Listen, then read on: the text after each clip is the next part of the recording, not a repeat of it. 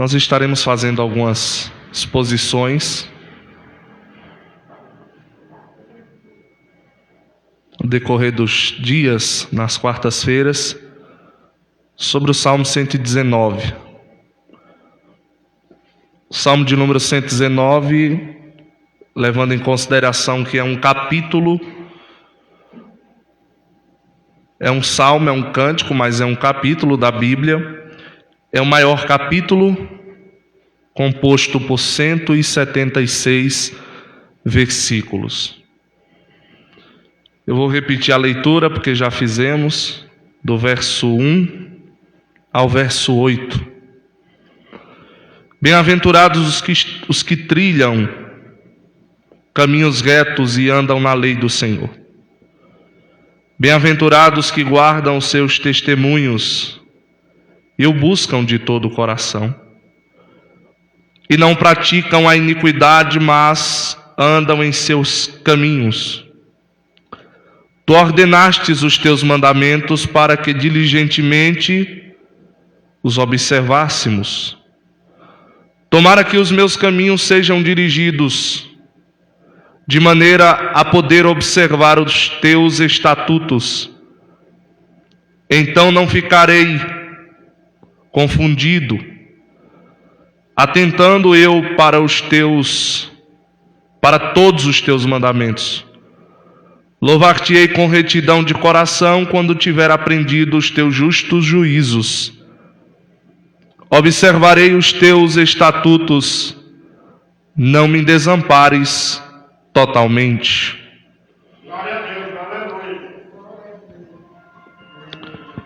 Queridos, o salmista expressa algumas verdades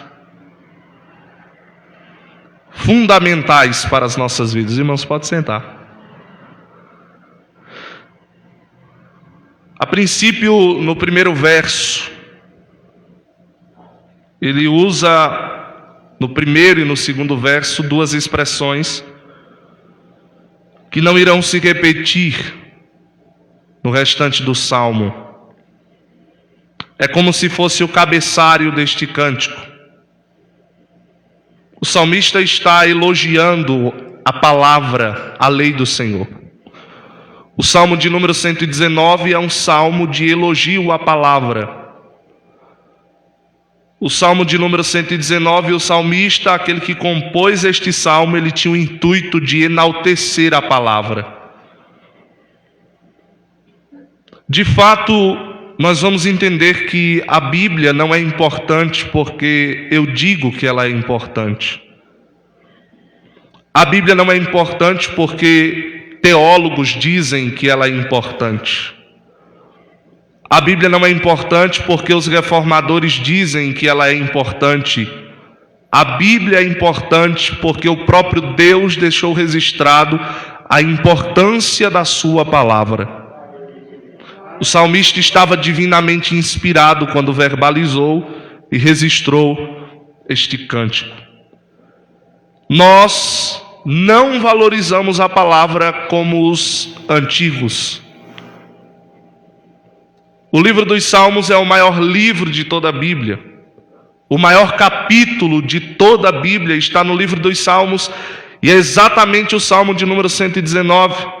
No maior livro de toda a Bíblia existe o maior capítulo de toda a Bíblia, e este maior capítulo de toda a Bíblia é um capítulo de 176 versículos enaltecendo a palavra.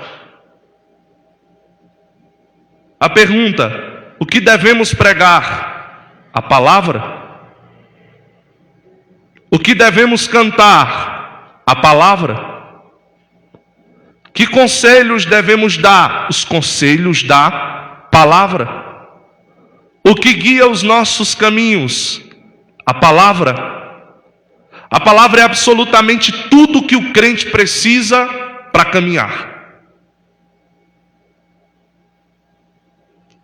E o salmista, entendendo esta verdade, no verso 1 e verso 2, ele repete duas expressões: bem-aventurados. A expressão bem-aventurados significa feliz ou mais do que feliz. é uma pessoa extremamente alegre. Aí ele continua no verso 1 dizendo: bem-aventurados os que trilham caminhos retos e andam na lei do Senhor. Quem tem felicidade verdadeira? Quem tem alegria de verdade? Aqueles que andam na lei do Senhor. Quem anda na lei é feliz, porque não comete infrações. Quem anda na lei é feliz porque não comete infrações. Nós temos uma Constituição Federal, nós temos leis estaduais, municipais e federais. O cidadão que transgride a lei, ele é multado. Eu já disse isso aqui outra vez. Nós estamos no reino de Deus e o reino de Deus também tem uma lei. Essa lei dá limites, dá princípios. Ela traz uma série de regras para a nossa vida e o nosso comportamento. Quando eu não trilho ou não traço os meus caminhos, não vivo, isto é, não vivo de acordo com a lei do reino, eu corro um sério risco de transgredir a lei do Senhor, e isto vai acarretar sobre a minha vida. Deuteronômio capítulo de número 27, Deuteronômio capítulo de número 28. Se eu sigo os caminhos da lei, ou se eu ando nos caminhos que a lei estabelece para que eu possa andar, se eu sigo as regras da lei, as bênçãos de Deuteronômio capítulo 28 me seguirão. De maneira que se eu transgredir a lei, as maldições de Deuteronômio capítulo 27 também me seguirão.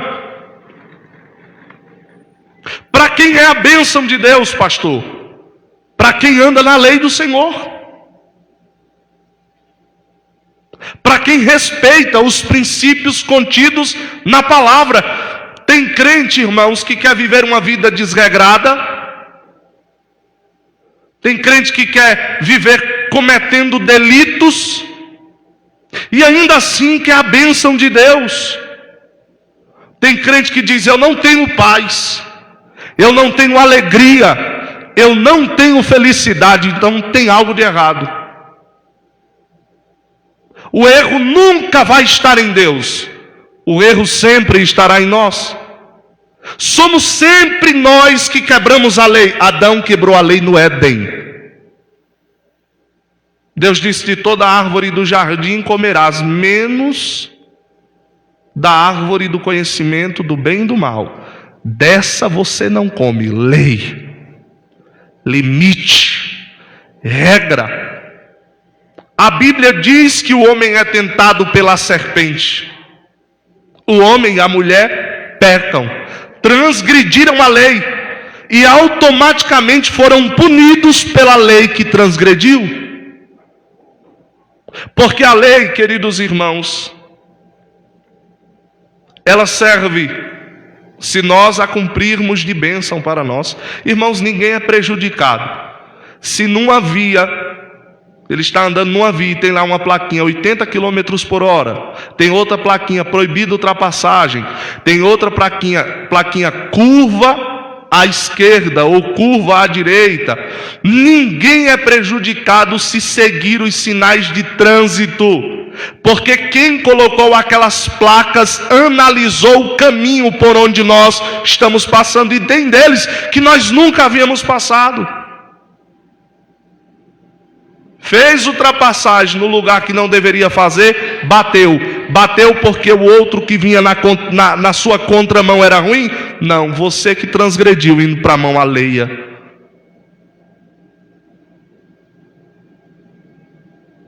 Passou direto na curva, mas antes tinha uma plaquinha te avisando 80. Aí você passa a 120, 140, 160. Então sempre está em nós o erro de transgredir.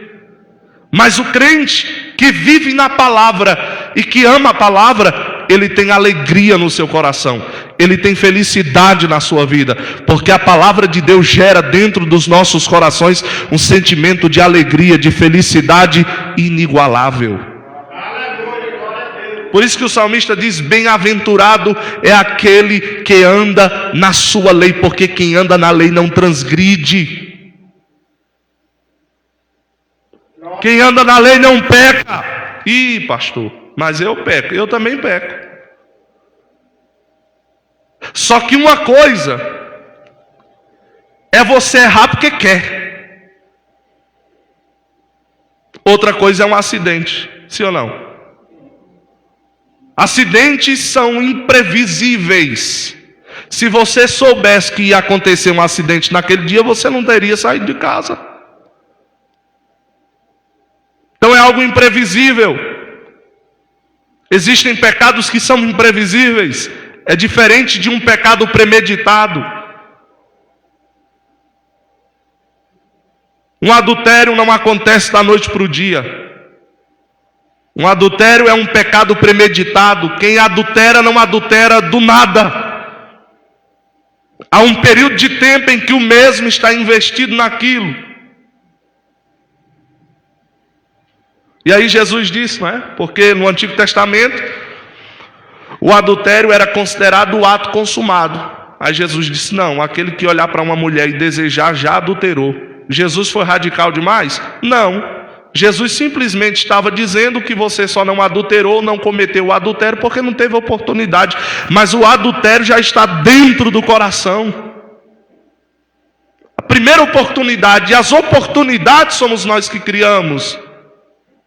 E nós temos que fugir destes males.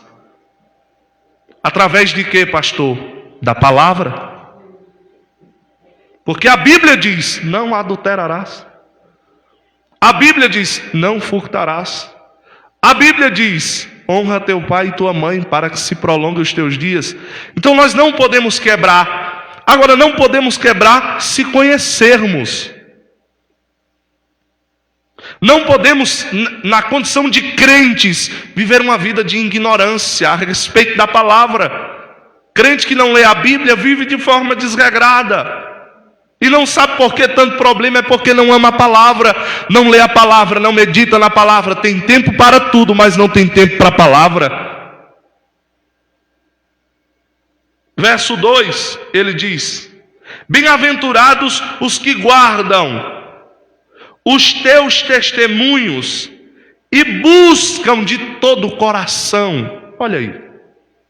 Outra expressão. É extremamente feliz, o salmista está dizendo, quem guarda a palavra. Agora, quem não guarda passa por luta, e quem guarda passa também. Quem não guarda confia em si mesmo, e quem guarda confia no Senhor da palavra. Eis uma grande diferença, queridos irmãos.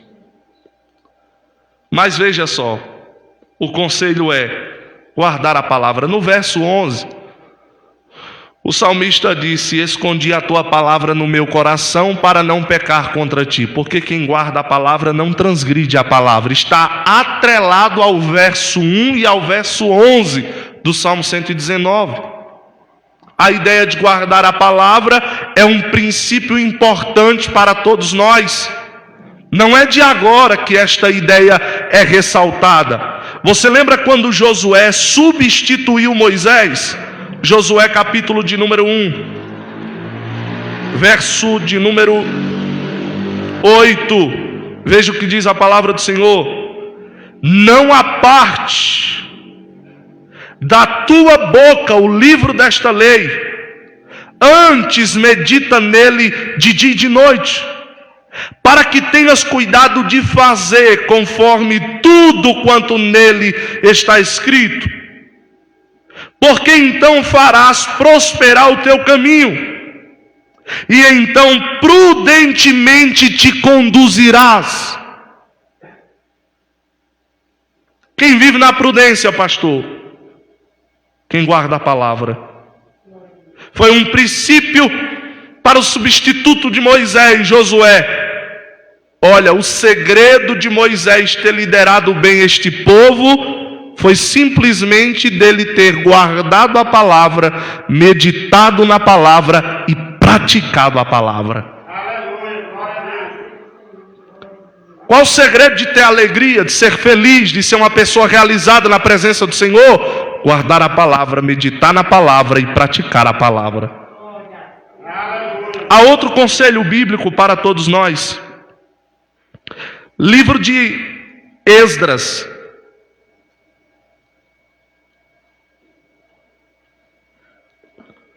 Está antes do livro dos Salmos. Antes de Neemias e Ester e de Jó. Esdras, capítulo de número 7, versículo 10.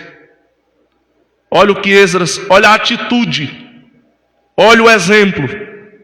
Porque Esdras tinha preparado o seu coração para buscar a lei do Senhor e para cumprir a lei do Senhor e para ensinar a lei do Senhor a todo Israel, os seus estatutos e os seus direitos. Primeiro, Esdras busca atitude pessoal. Segundo, Esdras pratica atitude pessoal.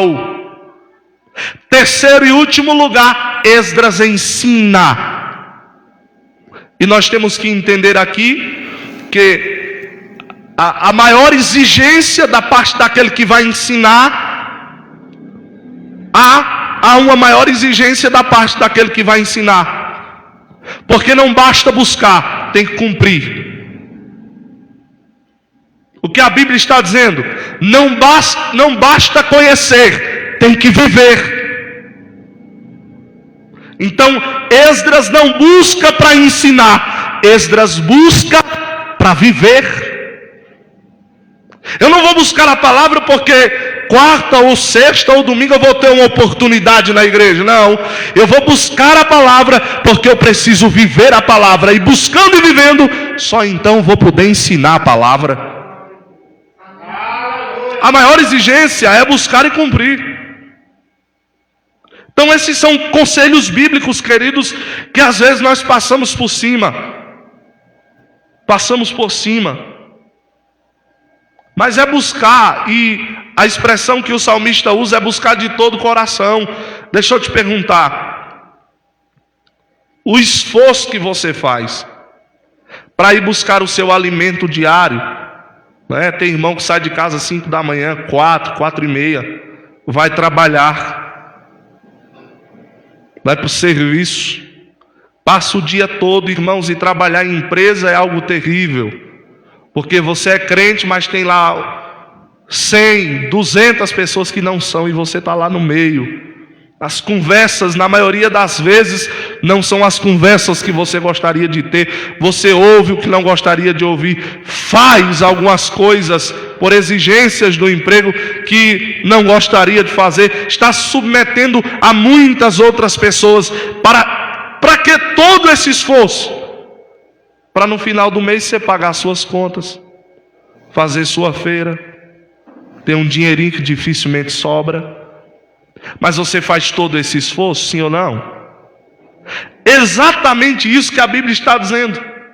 Nós temos que fazer este mesmo esforço para buscar a lei e para praticar a lei. O mesmo esforço que fazemos para trazer alimento para dentro da nossa casa. Afinal de contas, a Bíblia é alimento para as nossas almas. E eu tenho plena convicção naquilo que Jesus disse em Mateus capítulo 4. Nem só de pão viverá o homem, mas... Jesus está dizendo aqui que você não tem que trabalhar para pagar suas contas e comprar comida. Não. Mas Jesus está dizendo assim, há momentos que a única forma de saciar a minha fome é como as palavras que saem da boca de Deus. E as palavras que saem da boca de Deus estão registradas na Bíblia. É por isso que eu devo buscar. É por isso que eu devo cumprir. E é por isso que eu devo ensinar. De todo o coração. Verso 3. E não pratiquem a iniquidade, mas andam em seus caminhos. Tu, verso 4, ordenastes os teus mandamentos, para que diligentemente observássemos. Veja, no verso 3, ele diz assim: e não praticam iniquidade. Por que não praticam iniquidade? Porque o seu coração está extremamente voltado para a palavra. E pelo fato de estar voltado para a palavra, eles não praticam. Você lembra o que foi que Jesus disse lá em Mateus, no sermão profético? Por se multiplicar a iniquidade, o amor de muitos. Você sabe o que é iniquidade? Pecado. Só que vai além de pecado. Iniquidade significa viver de forma desregrada, ou seja, sem lei. Por que ele está dizendo que o Senhor o livra da iniquidade? Porque tem lei no coração. Se tem a lei no coração, ele se livra da iniquidade automaticamente, porque a lei é contra a uma vida desregrada. Não podemos viver de forma desregrada. O maior exemplo de vida desregrada, vida sem lei, ou um dos maiores exemplos no Novo Testamento, é a história do filho pródigo. Ele pediu a herança do pai, saiu da casa do pai e foi para uma terra, a Bíblia diz, longínqua ou distante da casa do pai. Sabe o que estava na mente daquele jovem? Eu estou cansado das regras do meu pai.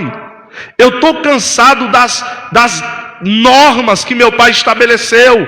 Eu quero viver uma vida desregrada. E a Bíblia diz que ele foi e viveu de forma dissoluta. A expressão dissoluta é desregrada. Aquele jovem disse: eu não quero lei, eu quero iniquidade. E ele viveu iniquidade.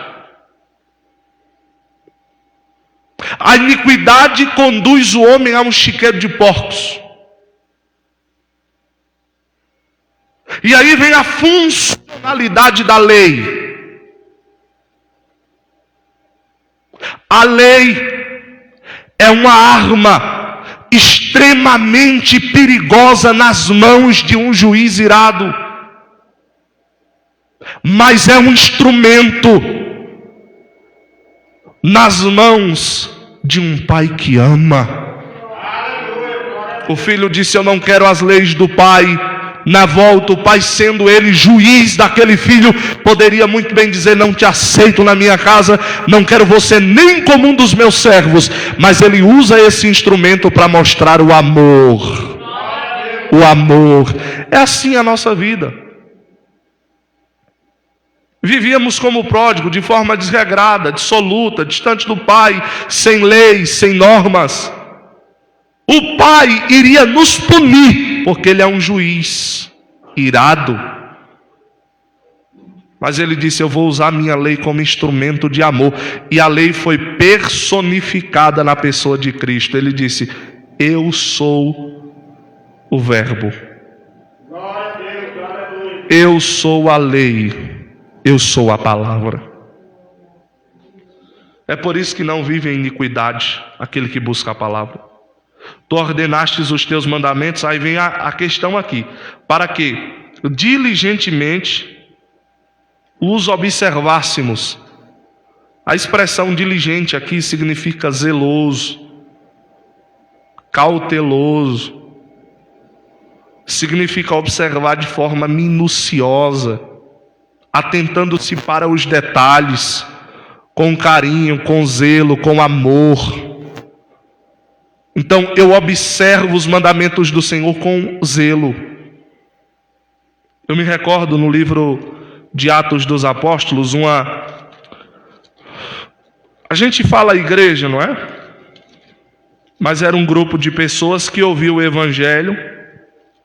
Atos dos Apóstolos, capítulo de número 17. Eles ouviram o Evangelho. Paulo está fazendo viagens missionárias em Tessalônica e depois ele vai para a Bereia. E o verso de número Atos 17, verso 10 e 11. E logo os irmãos enviaram de noite Paulo e Silas para a Bereia. E eles chegando lá foram à sinagoga dos judeus. Ora, estes foram mais nobres do que os de Tessalônica, porque de bom grado receberam a palavra, examinando cada dia nas Escrituras se estas coisas eram assim. Examinar. Sabe o que é um exame? Um exame é quando você quer ter precisão de uma causa. Paulo apresentou para eles a causa do Evangelho. Aí eles disse: vamos buscar diligentemente nas Escrituras para ver se aquilo que Paulo pregou de fato é. Se isto é verdade ou não, vamos saber através de um exame. O grande problema é que a gente não examina mais nada.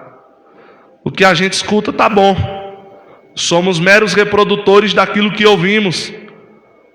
Nós não queremos nos debruçar sobre a palavra, ler livros sobre a palavra, comer a palavra. Comer a palavra. Nos alimentar da palavra, conhecer a palavra. Irmão, um crente que conhece a palavra, ele não se perde.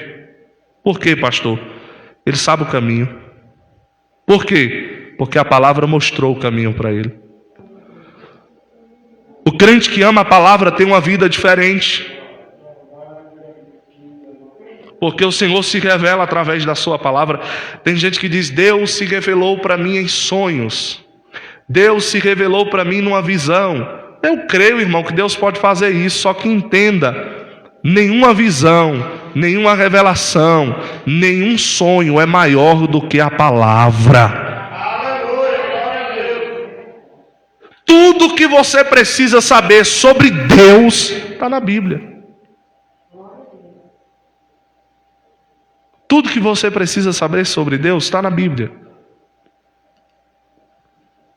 Não precisa acrescentar, não precisa tirar, já está registrado. E é por aqui que nós devemos atentar a viver, a termos uma vida íntegra diante de Deus, observando a sua palavra. Verso 5. Tomara que os meus caminhos sejam dirigidos de maneira a poder eu observar os teus estatutos. Olha o que o salmista está dizendo. Eu quero que os meus caminhos sejam dirigidos. Observe que no verso 1 ele diz: os que trilham caminhos retos andam na lei. Aí no verso 6 ele diz, no verso 5 ele diz: tomara que os meus caminhos sejam dirigidos de maneira a poder observar os teus estatutos. Ele está dizendo: eu quero ter uma vida dirigida pela palavra. Eu quero ter uma vida orientada na palavra. De que forma o crente deve agir? Como a palavra diz para ele agir. A Bíblia fala como o pai deve cuidar dos filhos, como a mãe deve cuidar do esposo, dos filhos. A Bíblia fala como o patrão deve se comportar. A Bíblia fala como os empregados devem se comportar. A Bíblia fala como é que o pastor deve se comportar, que o presbítero deve se comportar, que o diácono deve se comportar. A Bíblia fala como a igreja deve se comportar. Então, falou de comportamento, olhe para a Bíblia. Quer entender? Quer ser conduzido de forma justa, íntegra e fiel? Olhe para a palavra. A palavra te possibilita isso. Aí no verso 6 ele diz: então não ficaria confundido, atentando eu para todos os teus mandamentos, não ficaria confundido. Irmãos, o que tem de gente confundida, o que tem de gente desorientada.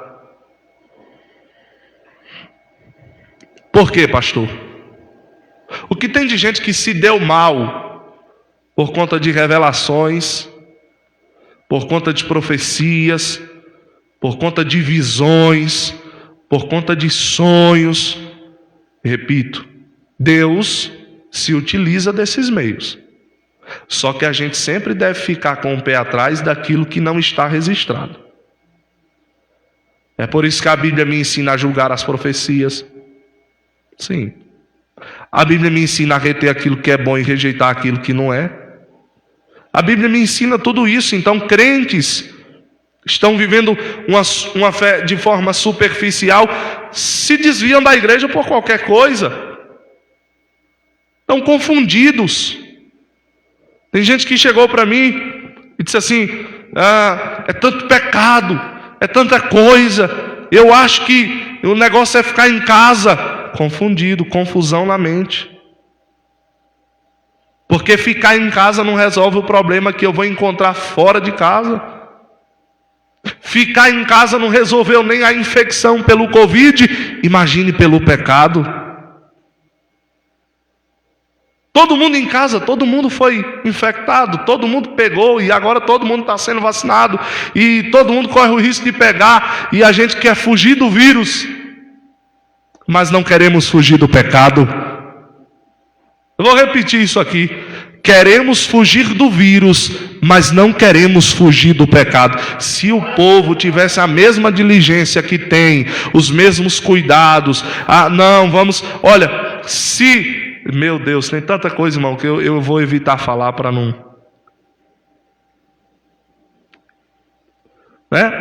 Distanciamento.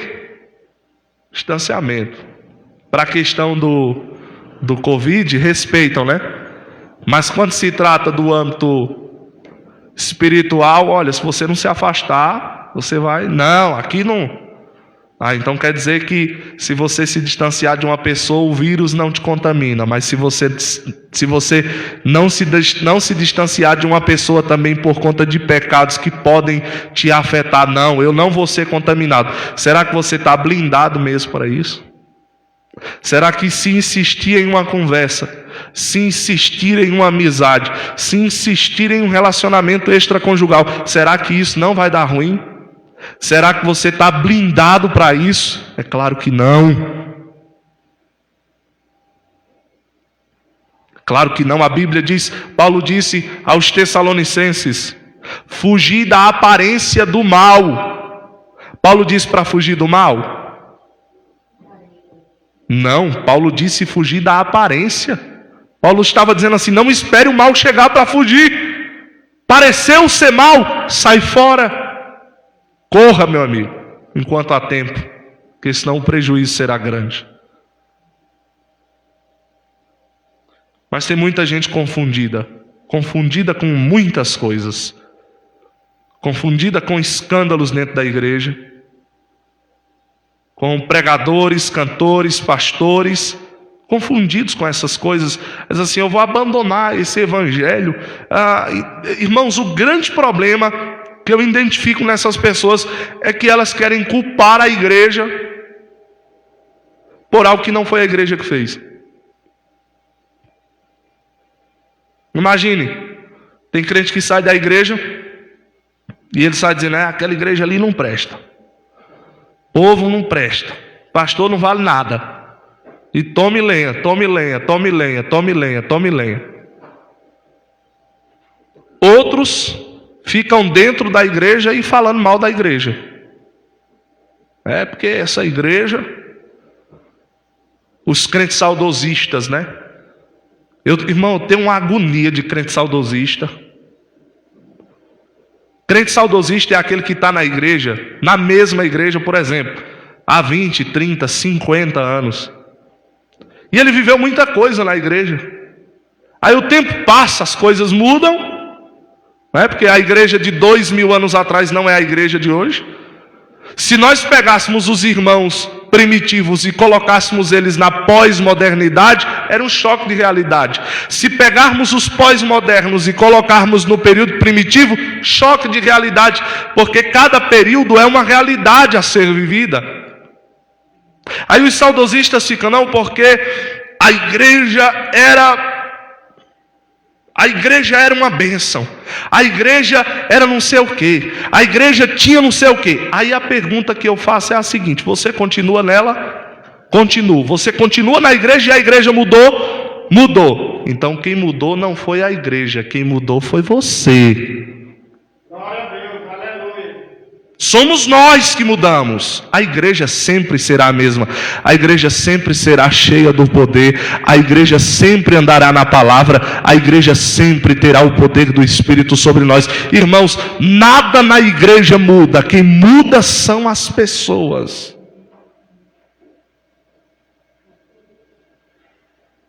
Tem gente que diz, tem problema lá na igreja. E eu estou lá.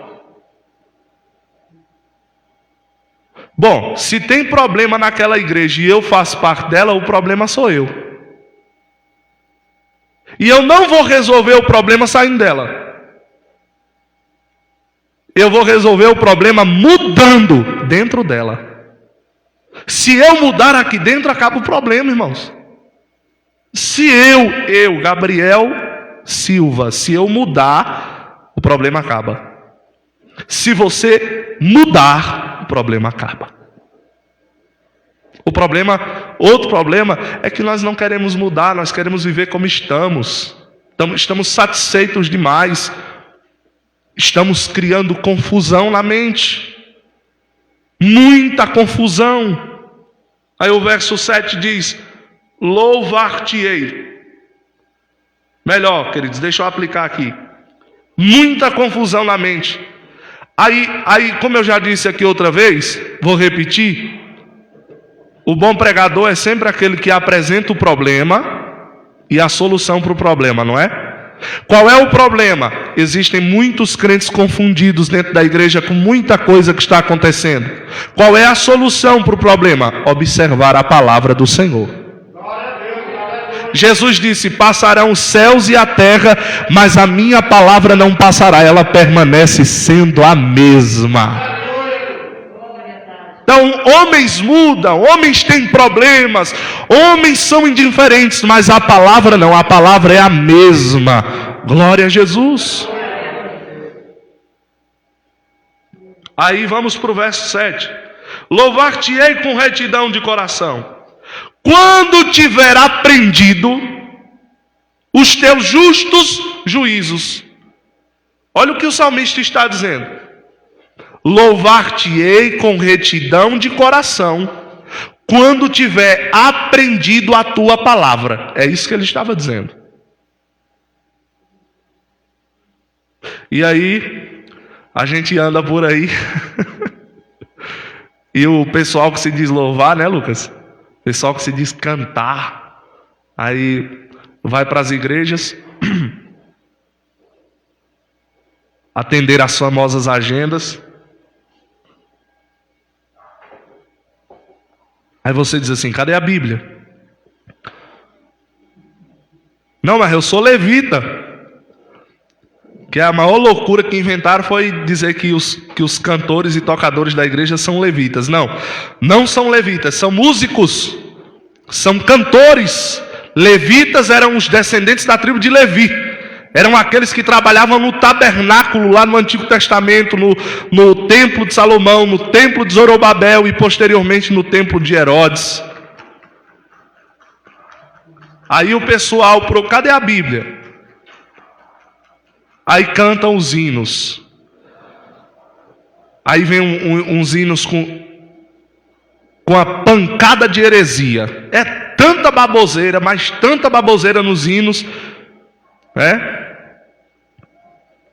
Tem um que eu observei que diz assim, vem fazer o que nenhum homem fez, vem cumprir, o descrito em Joel. Irmão, o que foi descrito em Joel, Deus não vai fazer, Ele já fez. Aí crente que não lê a Bíblia diz, amém, aleluia, Jesus faz de novo. Ora, o que aconteceu em Atos não vai acontecer nunca mais, irmãos. Porque foi um evento único. Foi a descida do Espírito Santo sobre a igreja. O Espírito Santo já está. Ele não precisa vir de novo. Joel se cumpre em Atos. E nós ainda vivemos Atos. É por isso que o livro de Atos dos Apóstolos é um dos livros do Novo Testamento que não termina com amém, porque a história da igreja só irá ser encerrada no arrebatamento. Enquanto tiver igreja, tem história para contar. Óbvio, não vamos abrir uma oportunidade para inserir o que está acontecendo na Bíblia. Não é isso que eu quero dizer. O cânon está fechado e não cabe mais nada lá. Mas a história da igreja continua. E nós temos registros, muitos registros históricos. E nós estamos construindo história. O teu dia de ontem é uma história para hoje. E assim será daqui a 100 anos, 200 anos, 1 milênio se Jesus não voltar. Mas aí essas pessoas querem dizer que louvam a Deus, que adoram ao Senhor, só que esqueceram que para louvar a Deus, o indivíduo precisa ter retidão. E a única coisa que produz retidão em nossos corações é a palavra de Deus. A palavra nos dá retidão. A palavra nos torna retos diante de Deus. Eu esqueci, tinha um instrumento que passava na madeira. Às vezes a madeira tem ondulações. E tem um instrumento que passava assim. Aí vai tirando as cascas da madeira e vai deixando retinho. Esqueci o nome. Plana. Aí Jeová vai pegar você, olha. A palavra é a plana de Jeová. Aí ele vai passando. Aí tirando a casca. Daqui a pouco você está reto. É ou não é? É assim que a palavra trabalha, irmãos. Em nossos corações, mas para louvar a Deus com retidão somente através da palavra. Não tem como ofertar um culto a Deus se não for pela palavra. O apóstolo Paulo disse em Romanos capítulo 12, verso 1 e 2: rogo-vos, pois, irmãos, pelas misericórdias de Deus, que apresentei os vossos corpos como sacrifício vivo, santo e agradável a Deus, que é o vosso culto racional. Não vos conformeis com este mundo, verso 2, mas transformai-vos pela renovação do vosso entendimento, para que experimenteis qual seja a boa, agradável e perfeita vontade de Deus. Onde está a vontade de Deus, irmãos? Na palavra. Aonde eu vou entender o que é misericórdia? Na palavra. Aonde eu vou entender o que é um culto racional? Na palavra. Não tem como fugir de culto, fugir da palavra para dizer eu vou ofertar um culto a Deus. Não existe essa questão de não, aqui tem que ser dar ênfase no louvor, porque se não tiver louvor, o povo não sabe nem o que é louvor, né? Pensa que louvor é só cantar. E louvor vai muito além de cantar, sim ou não? Vai muito além de cantar. Quantos cultos a gente não chega para pregar? Quantos cultos? Eu como pregador, né? A gente é praticamente o primeiro a chegar, o último a sair. Você chega para pregar, aí 3 hinos da harpa, algumas igrejas, né? Outras têm equipe de louvor. Equipe de louvor canta até, quando tem algumas igrejas, equipe de louvor canta aí até 8h30. 8h10, 8h20, e tome música e tal, e você vai para lá, vai para cá, aleluia. E depois vai perdendo a paciência, senta, não quer mais dar aleluia. Aí vem, vamos ouvir o conjunto fulano de tal, e canta o conjunto, canta o irmão, canta a irmã. Vamos ouvir o irmão dar um testemunho, o irmão dá um testemunho e canta também. Aí vem cantando.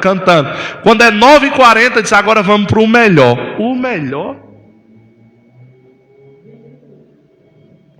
Pastor, quase 10. O povo está cansado.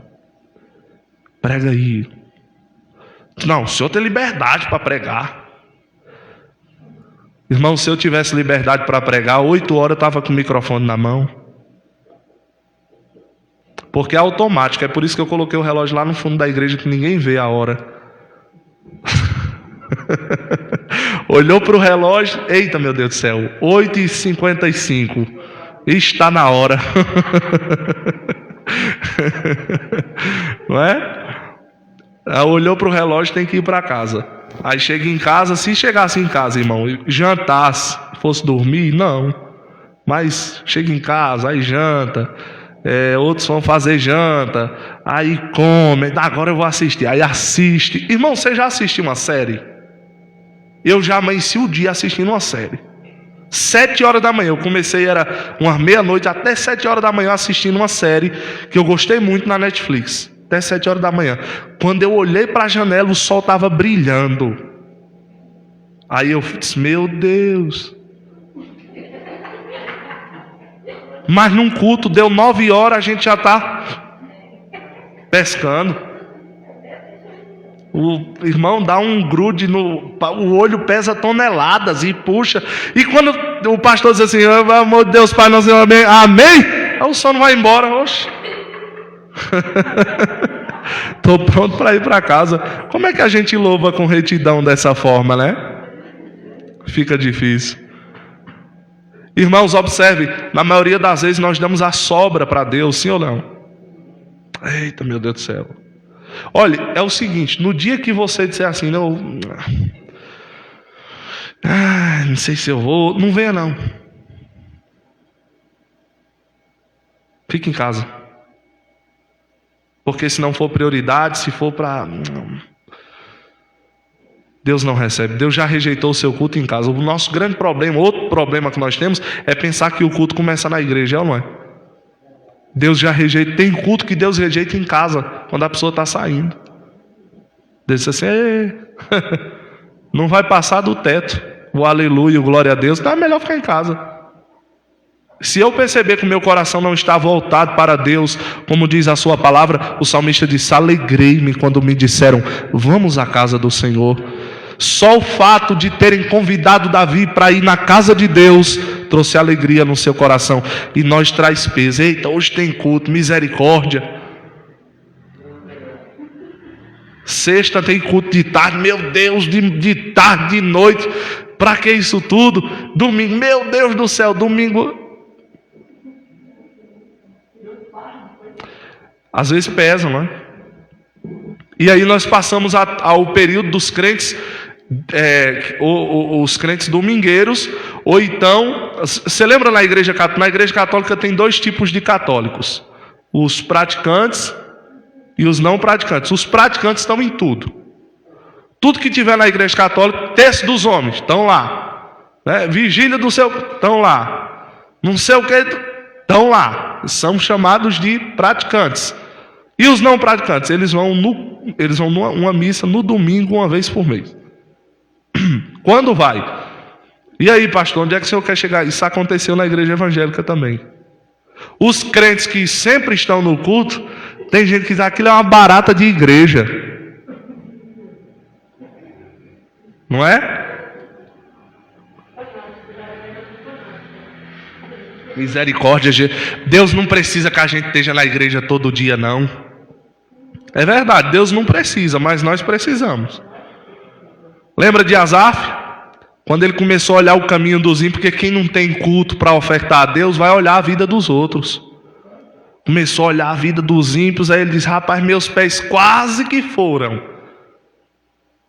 Quase que se desviaram. Aí ele diz, até o dia que eu cheguei no templo do Senhor, cheguei na casa do Senhor e eu vi o fim dos ímpios, porque é na casa de Deus que nós somos orientados pela palavra. Olha, naquele período de pandemia, culto online, quem aqui assistiu os cultos de ceia comendo alguma coisa no sofá? Aí eu te pergunto, na igreja tu leva um saco de pipoca? Um prato de arroz e feijão? Isso não é culto, irmão. Isso é fantasia, é só para os crentes não perder o norte, mas não é culto. Ó, quem está me assistindo aqui na internet, na live aqui, não sei nem se está funcionando ainda, que o celular está consumindo a internet feita a bexiga. Eu já gastei 50 reais de internet da semana passada para cá, misericórdia. Não é culto, vocês têm que vir para a igreja. O que vocês estão fazendo quarta-feira em casa? Aqui apanha quem está, quem não está, quem vem, quem não vem, quem vai ver o vídeo depois, não é? Então, nós precisamos entender isso. Verso 8, para concluir: observarei os teus estatutos, não me desampares totalmente. Queridos, quando o salmista traz essa expressão, parece que ele está dizendo assim que, de certa forma, Deus o desamparou. Só que Deus não desampara ninguém. Concorda? Vamos para a Bíblia. Salmo de número 22, verso 1. Veja o que diz o salmista. Salmo 22, verso 1. Deus meu, por que me desamparastes? Por que te alongas das palavras do meu bramido e não me auxilias? Deus meu, eu clamo de dia e tu não me ouves, de noite e não tenho sossego. Parece, se ler o verso 1 e 2, parece que Deus desampara, parece que Deus não ouve, é ou não é? Só que a Bíblia, o Salmo 22, não se resume ao verso 1 e 2. Veja o que diz o verso 3. Porém, tu és santo, o que habita entre os louvores de Israel. Ainda o que o salmista está dizendo: ainda que Deus não me atenda quando eu pedir, ainda que Deus não traga o socorro no momento em que eu estou pedindo, eu reconheço que Ele é santo e que Ele habita no meio dos louvores. Ele continua no mesmo lugar. Deus não desampara ninguém. Nós nos precipitamos no calor do momento em dizer assim: parece que Deus nos desamparou, parece que Deus virou as costas para nós, e Ele não desampara ninguém. Jesus disse essas palavras na cruz. Aí tem gente que diz assim: meu Deus, Deus é muito mau, deixou o filho dele. Não é que Deus abandonou Cristo na cruz. Primeiro, Cristo está cumprindo uma profecia messiânica registrada no Salmo 22. Segundo, as palavras de Cristo ali é uma expressão que traz a ideia: o que Cristo está passando na cruz é como se Ele fosse de fato abandonado. Não significa que o Senhor o abandonou, porque o profeta Isaías disse que a Deus agradou moê-lo. Quem estava moendo Cristo na cruz não eram os soldados romanos, era o próprio Deus. Mas o que Cristo sente, a situação que Ele está vivendo, parece ser uma situação de abandono. Mas Deus não desampara ninguém, Deus não abandona ninguém. Salmo de número 38, veja o que diz também o salmista. Deus não abandona, Deus não desampara. Salmo 38. Glória a Jesus.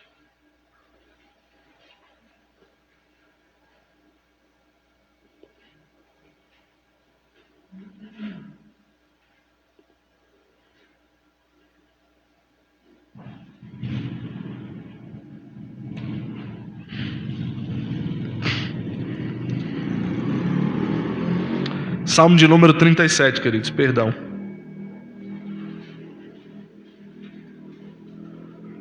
Salmo de número 37, a partir do verso 23. Olha o que disse o salmista: os passos de um homem bom são confirmados pelo Senhor, e ele se deleita no seu caminho. Ainda que eu caia, não ficarei prostrado, pois o Senhor o sustenta com a sua mão. Fui moço, agora sou velho, mas nunca vi um justo desamparado, nem a sua descendência mendigar o pão. Compadece-se sempre, empresta, e a sua descendência é abençoada. Aparta-te do mal, faz o bem, e terás morada para todo sempre, porque o Senhor ama o juízo e não desampara os seus santos. Glória a Deus. Deus não desampara ninguém. Para concluir, o crente, quando peca, fica envergonhado. Sim ou não? Quem já pecou aqui ou só eu pequei? Toda vez que eu peco, eu fico envergonhado. Eu fico com vergonha até de subir no púlpito da igreja. Eu fico com vergonha de pregar. Talvez vocês não saibam o meu pecado. Só que Deus viu o meu pecado. E eu fico com vergonha diante de Deus. Quando a gente peca e as pessoas sabem, a gente fica com vergonha diante de Deus e fica com vergonha diante dos homens. O fato de estarmos envergonhados diante de Deus e envergonhados diante dos homens não significa que Deus nos desamparou. Sabe por que você está sentindo essa vergonha? Ou sabe por que nós sentimos esta vergonha? É porque o Espírito Santo, oh glória ao nome de Jesus, Ele está dentro do nosso coração e Ele ainda diz assim: não é por aí que você deve andar.